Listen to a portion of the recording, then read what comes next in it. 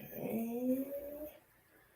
Give me a second, because I don't know why I just disconnected my thing, of course. Right? Okay, there you go.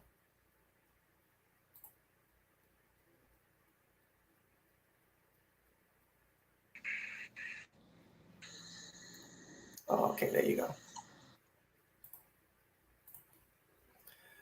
So I am the Crypto Rican Queen. My name enlightens crypto educator and trader scaling new heights, bridging the gap between rich and the poor. In the world of crypto, I empower and restore.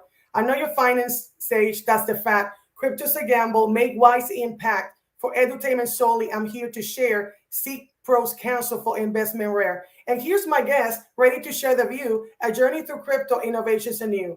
Meet Jay Anson, military vet of great esteem, director of Palau's digital program, A Visionary Dream. At Finance Ministry Core, his skills take flight. Cybersecurity expert, mastering every byte. Project manager and consultant, a dual role he knows. In governance, risk, and compliance, his expertise flows. Fintech's realm, he conquers with flair, a true maestro of solutions beyond compare. CISM, ITIL4, SEC, plus his acumen profound. PMP, CAPM, A+, make his knowledge unbound. A veteran who's seen challenges unfold, now safeguarding digital realm, a story to be told. Jay Anson, a leader with a journey so vast, innovation and wisdom in every step amassed. With respect for his service and accomplishment galore, his impact resonates today and evermore. So, here is Jay Anson. I'm so excited you can't even tell. Can you even tell? Thank you. That was a great intro. Welcome. So, I mean, wow, like talking to somebody that is, I admire Palau.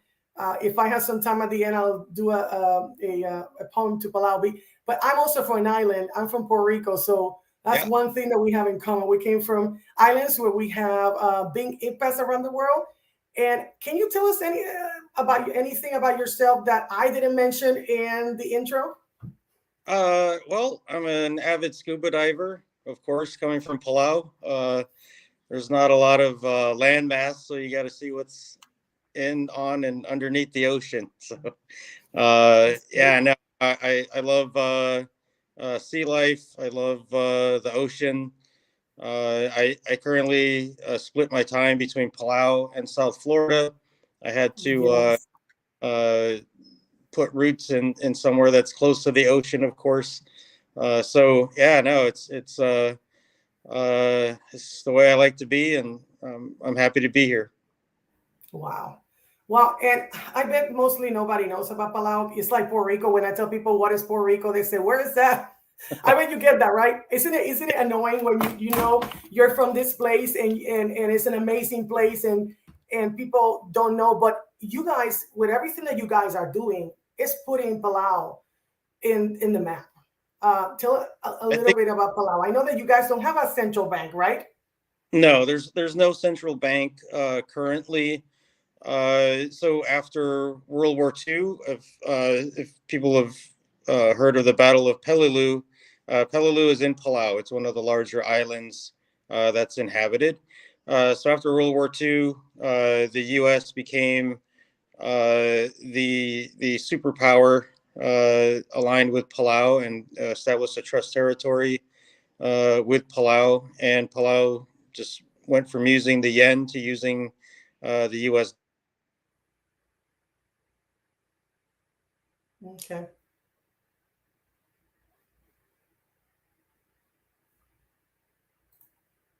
You still there?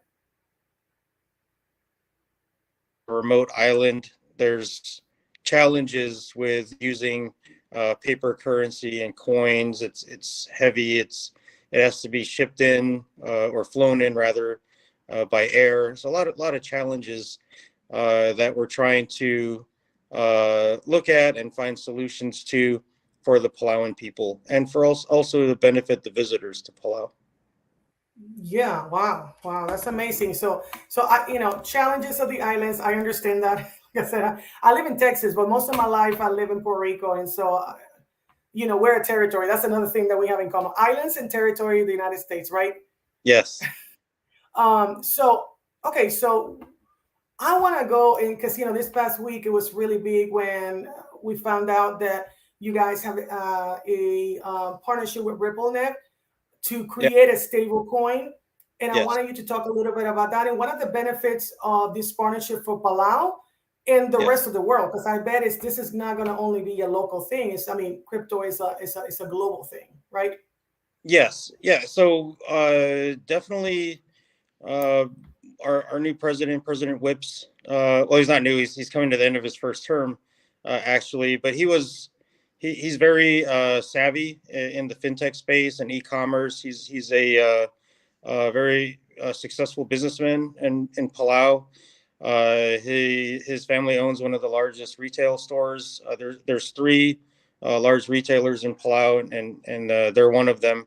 So he brought that business savvy and Wow. expertise and willingness to explore new opportunities and test and innovate. He brought that to the office and to his administration.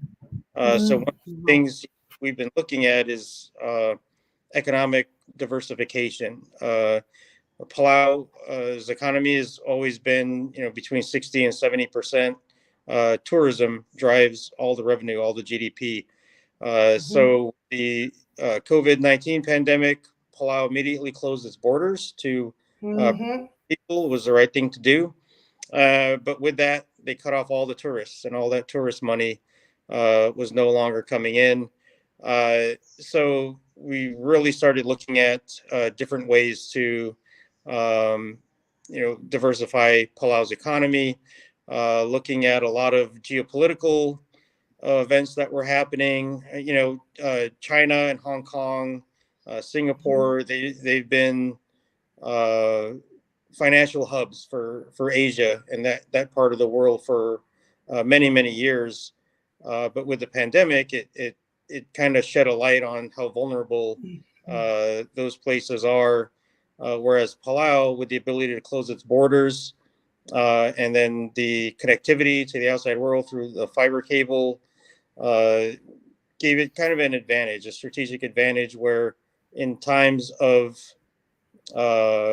international crisis, Palau has the ability to isolate in a good way and remain functioning. Wow. Vulnerable.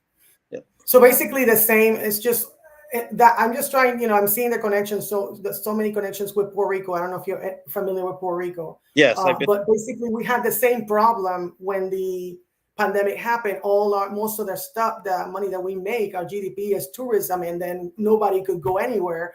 Yes. So that whole thing made everything worse. Wow. Yeah. Also, what are the benefits for for the rest of the world? Is the stable coin just going to be only focused on Palau, or you guys are going to be using as a cross-border payments or on-demand liquidity? What type of technologies are you guys going to use with Ripple? Are you going to use XRapid, Xcurrent, any of these technologies that RippleNet has? We're going to explore further, hopefully. So for this pilot, it's just very limited in both size and scope. So we identified three primary goals, one was the ability for us to mint a stable coin, distribute it, and then redeem it. The retailers would redeem it for US dollars, and then we destroy it. The second was the ability to issue it to users who could then go to the participating retailers and spend it. And those two things have worked. Then the last one is just exploring the ability for user to user transfer. So in Palau, like I said, it's everything's done with cash. So you on payday, you get your cash that you think you're going to use for the rest of the 2 weeks until the next payday. And then everything's done in small cash transactions. This is a weird question. Yes. But if you don't have banks, where do people go to get money? I mean, is that a weird question or not? I mean, I just don't imagine a place where they go to the bank and get cash.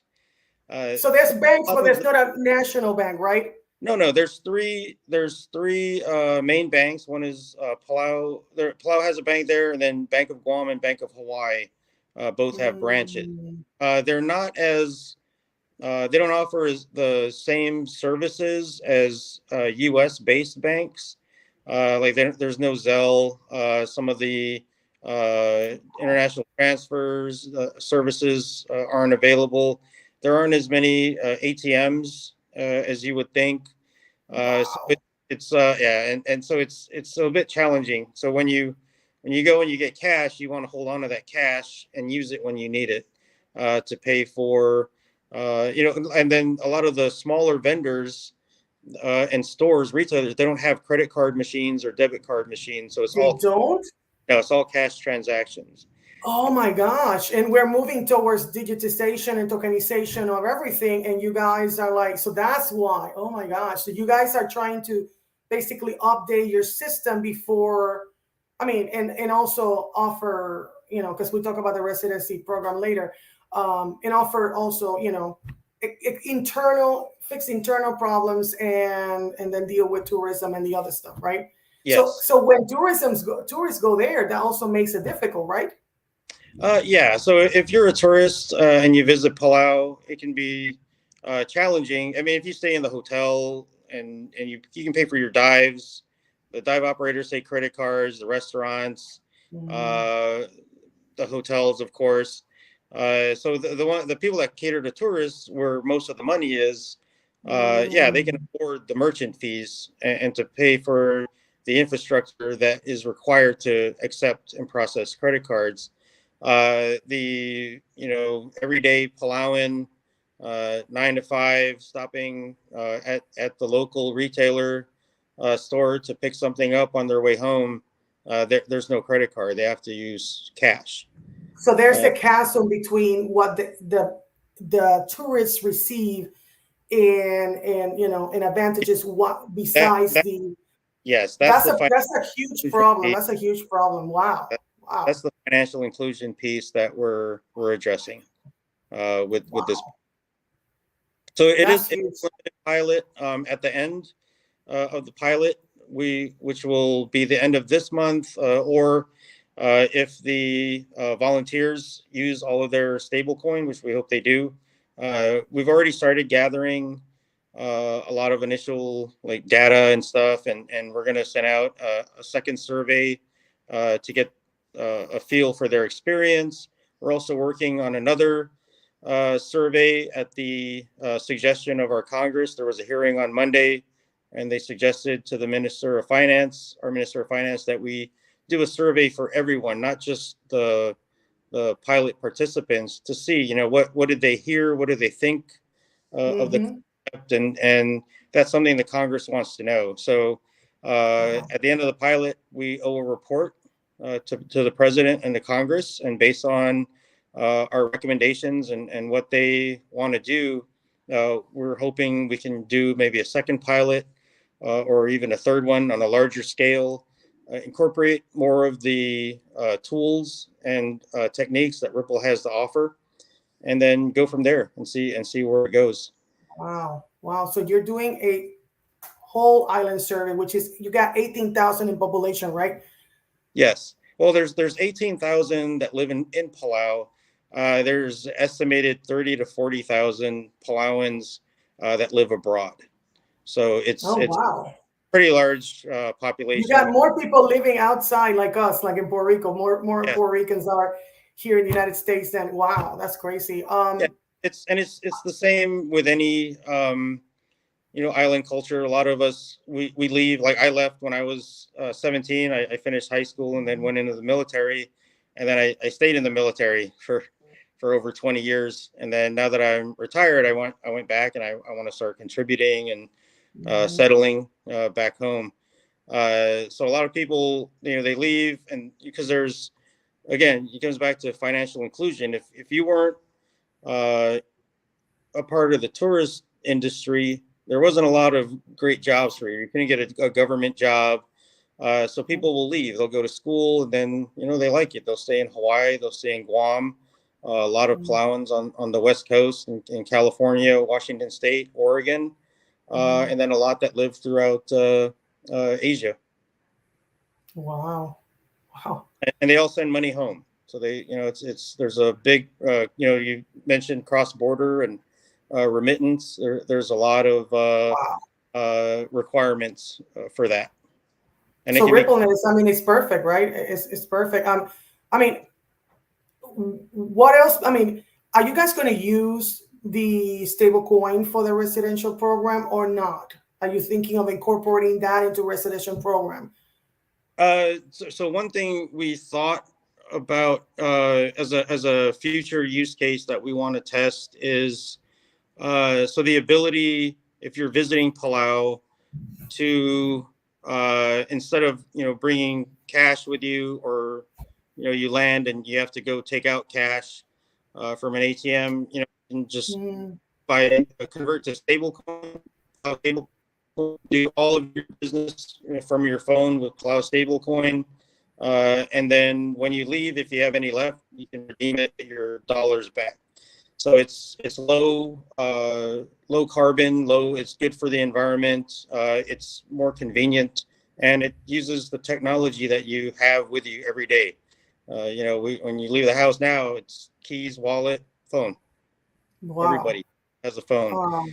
Um, Other use cases for digital residents, we want to maybe survey the digital residents and see if they have any use cases beyond just XRP and trying to make money and that aspect of it, but real use cases would be useful for a digital resident, maybe for paying for their, we just got authority to do the mailing service and the mm, physical address, or yes.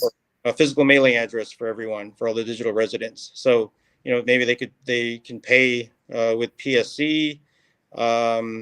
It just depends. Even a Yeah. lot of digital residents, they're from non-U.S. countries. They have remittance payments. They have different requirements as well, and challenges with financial inclusion and Mhm. access to different economic markets, which is why a big driver behind wanting to be digital residents of Palau. And so there's, the sky is really the limit. We don't know what we don't know. But when we Wow. find out, we want to innovate and test it as quickly and judiciously and as responsibly as possible. So how long does it take the test that you guys are doing in the stablecoin, and how long it takes for people to be approved for the residency program usually? So digital residence program, it really depends. So there's a few gates you have to go through. One is, with the upload of your biometric data. It's a selfie, and then you take photos of your ID that you're using to pass our AML KYC screening. Mm-hmm. Then from there, it goes into the system. And if you trigger the system, then we have to do a little bit more investigating to figure out why Mm, you're coming back. And a lot of the times it's because you have the same name as someone in the system. So then we have to contact the applicant and, work that out, get a little bit more identifying details from them so that we can clear them. From there, it goes to, so I only have 3 people in my office. One is a fintech specialist. The other is a senior immigration officer. The senior immigration officer, her job is to screen everyone against Palau's databases, immigration databases. mhm. We have a no entry list. So people who have been to Palau and they've done something wrong and they're not Of allowed back, course. we screen against that. But and we've been pretty successful. I think last year we had 8 rejections and then 7 this year so far. So And how many you have had total that people have? How many people have joined since the beginning of the program? since we're just over 9,000, I think I just looked. It's 9,124. Wow. We're almost at 10,000. We hope Wow. people. And I read that you guys are also offering, if somebody wants to create a business over there, a 4% tax rate. Can you Yes. talk a little bit about that? Yes. So I just finished the outline for the corporate registry bill. So in was it December of 2021, there were 3 bills introduced One was stablecoin bill, one was corporate registry, and the other one was the Palau Digital Residency Act. Only one of them passed. The stablecoin bill wasn't there. There wasn't enough information, so that's why we're doing the pilot to find out. Is this good for Palau?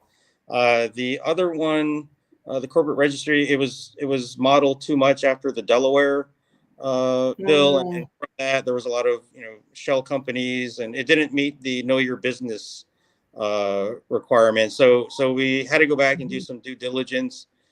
We actually looked at Federated States of Micronesia. They have a corporate registry that's doing really well. I think they've done somewhere around $40 million in revenue from that. And then also British Virgin Islands has a really good act. So we've looked at those, and I turn it over to the lawyers and let them do their thing, and then we'll see where it goes from there.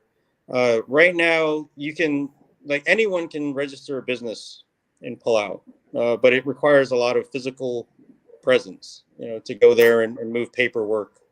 So you have to be there in Palau. You can't do so.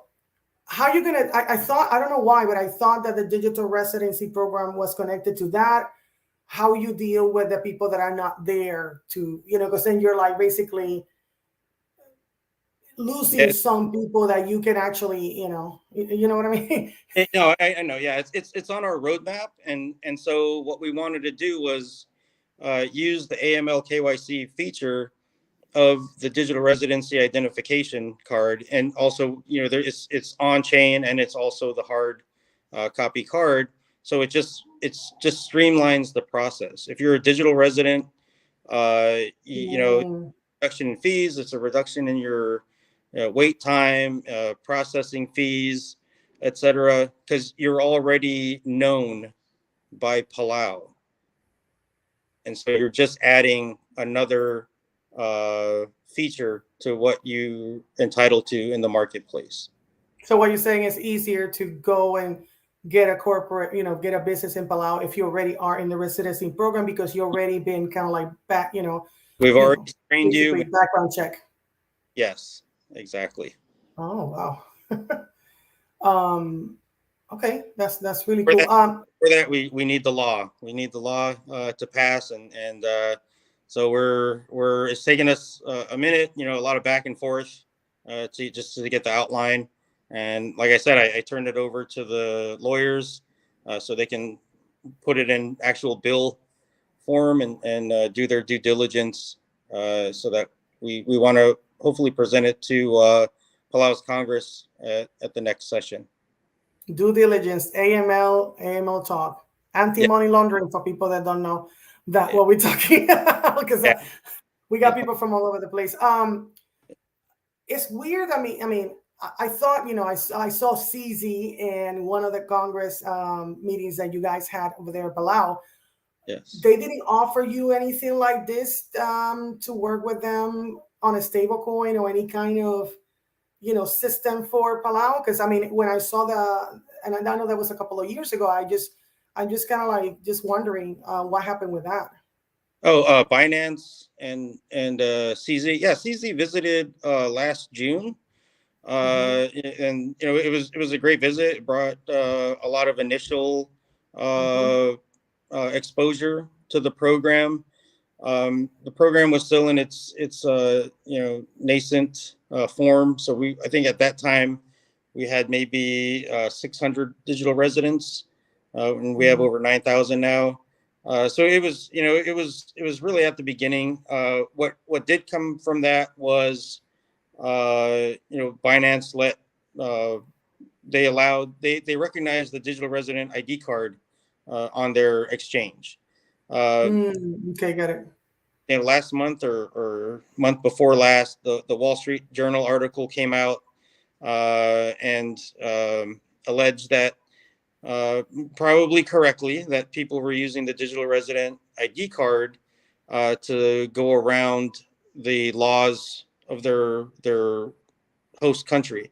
So if you're a U.S. citizen, you're able to go onto the Binance exchange and exchange crypto, even though it's restricted. It's off limits from the U.S. But our argument was we can't control what people do with the card. No more than a U.S. citizen with a Mexican driver's license, which there were a lot of them. We can't control. Mexico can't control what they're doing with the Mexican driver. Exactly. You can't. And the other problem is that there's no laws here. This regulation that we're having here in the United States by enforcement, it has been horrible, by the way, for those of us that are in the crypto space here. Yes. There's no clarity. There's no clarity, which is why so many countries, so many exchanges are leaving the country. Yes. And look at this Coinbase that was open with the SEC. Now they got sued. The SEC told them to delist everything but Bitcoin. I'm like, what? That's the whole business. They will completely go bankrupt. So because we don't have any clarity, and this is not only here in the United States, you see what I mean? How are you going to enforce something that doesn't exist? Is my question. That's what I will tell them. No, right? I absolutely agree. It's a gray area. That's why I started dabbling in crypto probably 2 years ago, and then I just stopped because it just wasn't. There was too much ambiguity and XRP.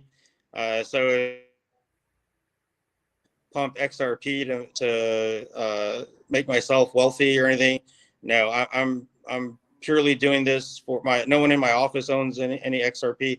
Purely doing this for the innovation and for the technology and for the goodness that it'll bring Palau if successful and if it continues.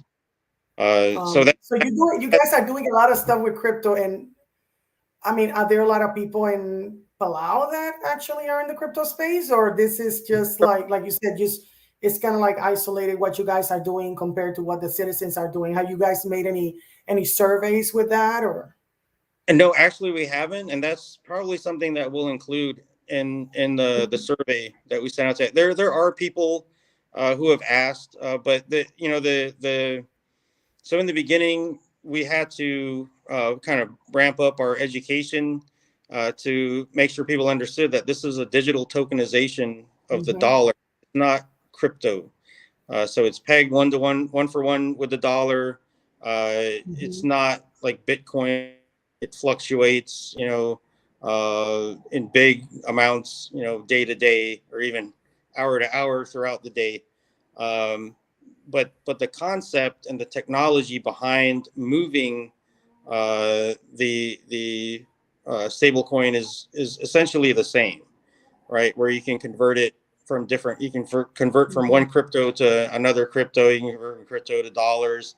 It's that movement and the ease of movement electronically that we wanted to let the Palauans know, like, this is what we're doing. We're not taking your money and then investing it in Bitcoin or turning it into Bitcoin, and then there's a chance you're going to lose half of it a month from now. We're just making it easier for Palauans to move money without having to move cash and travel. And gasoline in Palau is, I think it's over $7 a gallon right now. Damn. It's not a big island, but that to fill up your tank, that's expensive.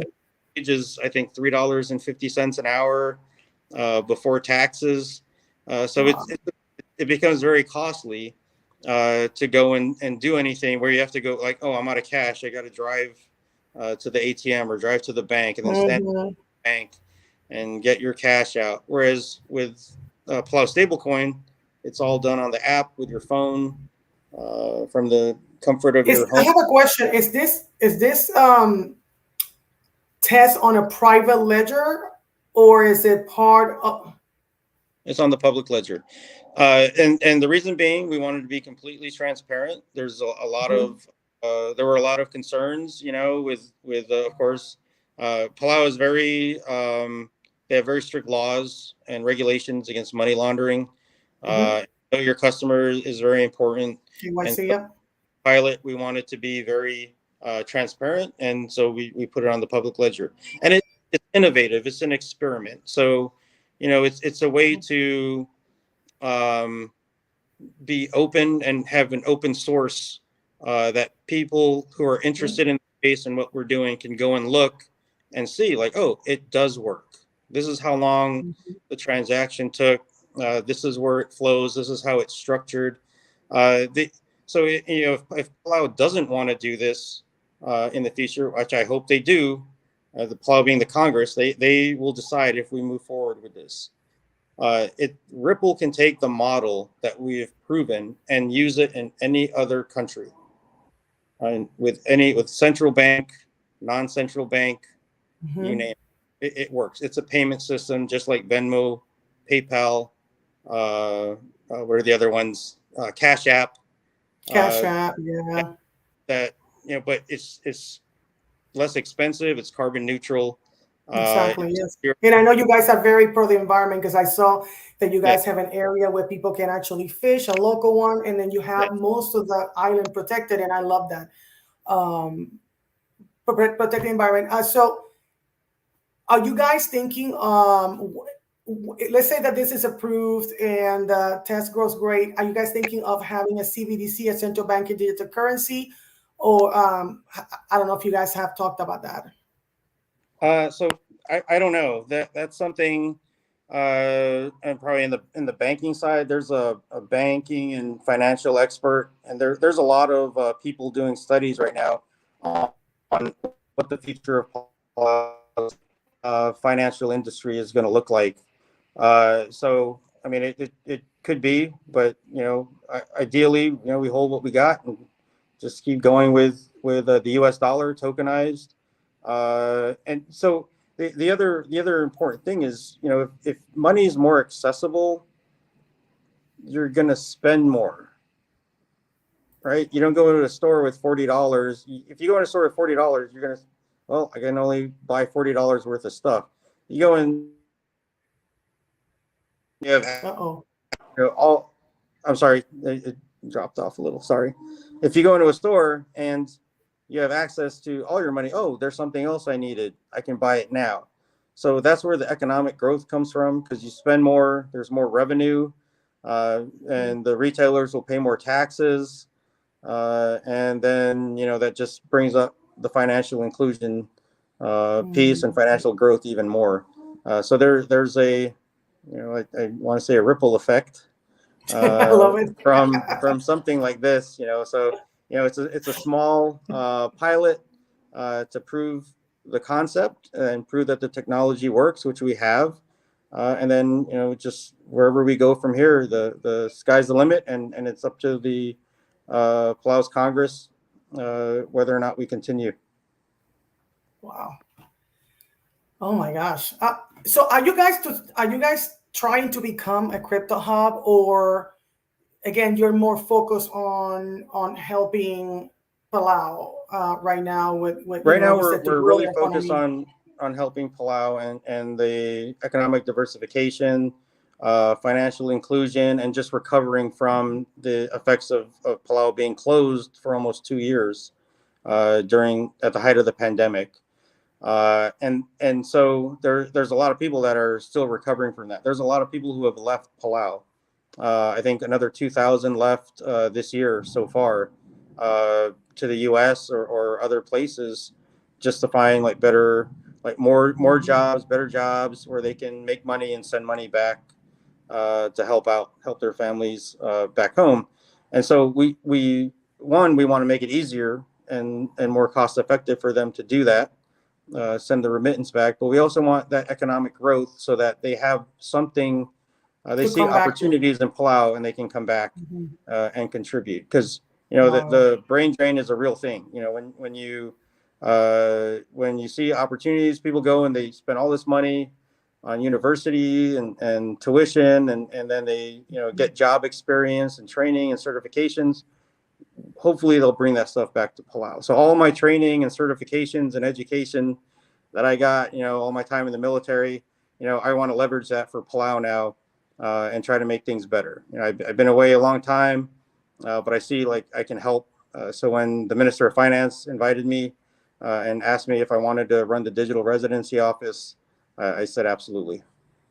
I'll see how it goes. Yeah. Well, I don't think, I think a lot of people don't understand the importance of islands tourism to the GDP. And because, there's not that many islands, that are known or whatever, Right. Right. So it's important to, the whole thing of financial inclusion is one of the things that I talk about here all the time. Yes. And education, and that's one of the reasons that what I teach crypto and all this stuff and Web3, to basically bridge the gap between the rich and the poor here, in the United States and around the world, because we're not in a isolated, even though you're an island, you're not isolated. Everybody knows about Palau now. Like everybody knows about El Salvador, right? After El Yes. Salvador did what they did, everybody knows who Salvador is. Yeah. Everybody knows who Palau is, and I think that's another thing that is going to help you guys. You guys are helping your economy, and I'm glad that you guys are starting with there. And charity has to start at home, right? You can't take care of everybody else if you don't take care of your own people.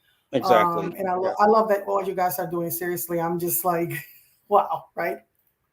No, that's great. Thank you. Thanks for the support and the really kind comments. I hope it does continue to generate some buzz and hopefully success with the fintech initiatives that we're pursuing.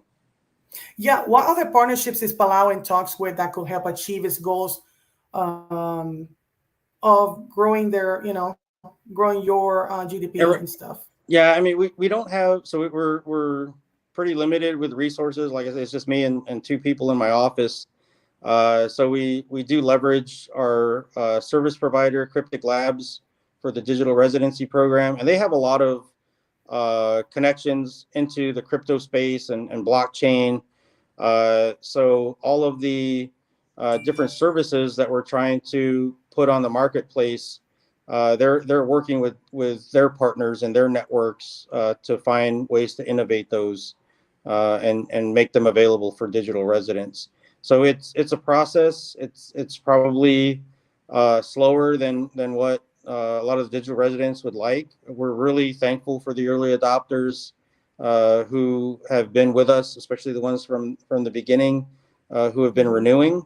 And like I tell everyone, we're working at the speed of government to get these things pushed through. The process is pretty cumbersome for getting approval for the services, especially with there's what's called an APA process. I don't know what the acronym stands for, but it's a promulgation process where every service that we want to provide, everything we do has to have a regulation approved. So even though it's been passed by law, we have to go through and write out the details of how that's going to work. It has to pass the legal test, and then it goes into a 30-day period of review by where everyone in Palau, the Congress, the President's office, lawyers, every citizen inside or outside of Palau is able to review the draft regulation and provide feedback and input. And then we You have say to address everybody in the island, everybody can everybody review it. has the And you see, opportunity. that's another thing that I admire, because here in the United States, we don't get that. Yeah, there's a Yeah, lot of stuff we're passed where seeing we a don't have. bill, but the bill keeps changing, before they pass them. And then some of them are so long Yes. that we can't, we are busy working. Everybody's here busy working. We don't know usually half of what is happening. You live here. Yes. You live, wow. Yeah, unless you're going to watch C-SPAN 24/7 when Congress is in session, you're probably going to miss something, or you really don't get So you're the. basically adapting your systems. You are doing an SOP, and then if something doesn't work, you drop that, and then all the people are giving the Yes. government and all the people. That's actually amazing. Yes. When you guys do the resident program, did you send a physical ID card? Yes. And the physical ID card, like I said, once you get through the screening process and it's approved, and then it goes to printing, it's we print in batches. And so depending on where you are in the batch, then we mail it out, and then it's most of them are sent DHL. So it's as fast It's as crazy that you guys are not using NFTs. we finished beta testing the NFT And because then you don't have to ship anything, we have and the boom, design. you got it. Well, You can it's actually both. speed up the process, right? Yeah, so people will get their NFTs first, of course, because we'll send that to their wallet. Really? But the people still want the hard copy ID card, because there's a lot of use cases, for it, where if you're traveling, you can lock your passport in the safe and then just walk around and present your digital resident ID card as your identification. And it's to replace it, you don't have to go to the DMV and sit and wait or make an appointment. You don't have to pay another, whatever the replacement fee, and then wait 13 weeks for a new passport. Especially if you're traveling, you don't want to lose your passport. Wait. Do you guys also give passports to the residents, the No, people in the? no passports. Okay. There's no path to citizenship at this time. We just give the digital resident ID card. What we do offer digital residents is an extended stay if they want to stay in Palau, and this is for the digital nomads that like to, travel and stay in different countries for longer periods of time, and they have online jobs, so they can work remotely from anywhere. So we want to provide them with that ability to, if you pay a $2,000 plane ticket to go to Palau, you probably and you like it, you probably want to stay there a little longer than 2 weeks or whatever. So you get the Palau, and if you like it, you start off in an Airbnb, and then, hey, you know what? I want to exercise my ability to stay here up to 210 days, and you can go and get an apartment, and then stay. Oh, wow. Pay rent instead of more costly hotel bills, and stay and enjoy Palau, enjoy paradise for a little over 6 months. Wow, that's amazing. Well, I know that your time is like ticking, right? Yeah. Will something change? Let me. If you, do you want to hear my poem about Palau? I do. Please, that would be awesome. Okay. So, in Palau's heart, a revolution takes flight, a crypto hub rising with all its might. From pristine shores to digital domain, a transformation unfolds, breaking every chain. Republic of Palau, a beacon of change. In the crypto realm, they rearrange. Emerging as leaders, they boldly engage a future of promise, new financial stage. Blockchain symphony echoing wide, Palau's ambition, an unstoppable tide. Innovation ignites like stars in the sky, a crypto haven where dreams multiply. From isles of splendor to text embrace, Palau stands tall in the crypto space. With passion ablaze, they set the space, a journey of progress, a destined race. Wow. So awesome. this is Thank from you an so island. much. My love for you guys, from an islander to another islander, and I hope you're able to come back in the future to tell us more about what amazing things that Palau is doing. I'm a proud islander, and I'm actually proud. I'm not from Palau, but I'm proud of what you guys are doing. And what do you want to tell people about? What you want to close before we leave? No, just really, huge gratitude, and really appreciate everyone for the support of not just the stablecoin pilot project, but also the digital residency program. You're committing. Everyone says, "Oh, it's only $248 for the year," but I know it's a significant amount of money for anyone. So we really appreciate your support. You're making a difference in Palau and in the blockchain space and crypto space with your support. So thank you so much. So go and check that out. I'll put the link on the box so you guys can check it out. I've already been checking out for a while. I need to just take the plunge. Perfect. So let me finish. To my guests, you rock the stage. Your expertise ignited a knowledge blaze. Come back soon. Let's dive back in. Unveil more secrets. Let success begin. To all you legends who caught the show, your energy fueled the vibe sweet flow. Thanks for being here in the crypto zone. Stay fierce and curious as we shown. Everybody, good night.